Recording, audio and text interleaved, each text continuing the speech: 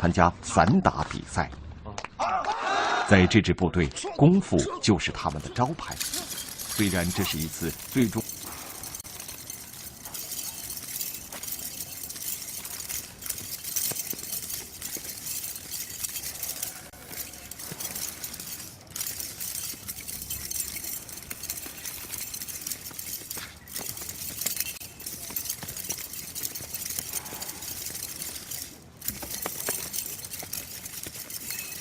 但能被连队推荐，4名挑战者一亮相就不光展示他们的腿功了，而是把看家的本领都使出来。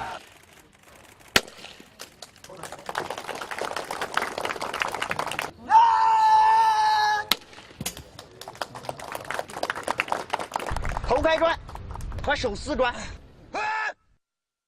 其实头顶开砖我们已经见过很多，但在不到1米的位置上拍摄。 还是让人感到无比震撼。我们记者的情绪也和在场的官兵一样，早就被调动起来。接下来就是李龙的绝活了。让我们再看一下这个镜头。随着他双手往外用力，砖头被撕成2半。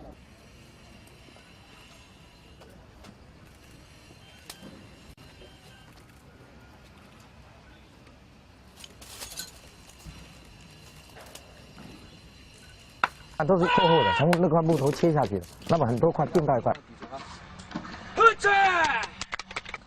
傅国林一下子踢坏了5块木板，为4名挑战者立下了一个标杆。挑战者们踢1块木板时都显得很轻松，而随着木板逐渐增多，成功率也开始下降。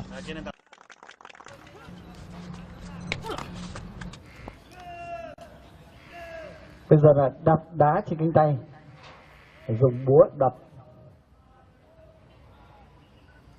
块，手里面积会更小，把下面1块再打烂，你们信不信？我们就看下1块，它能不能再打烂。这次由于石头受力面积太小，郑顺火用手掌劈了几次都没有把石头劈开。接下来出了这个难题的李龙。 又会不会用拳头把石头打碎呢？李龙的这一拳够。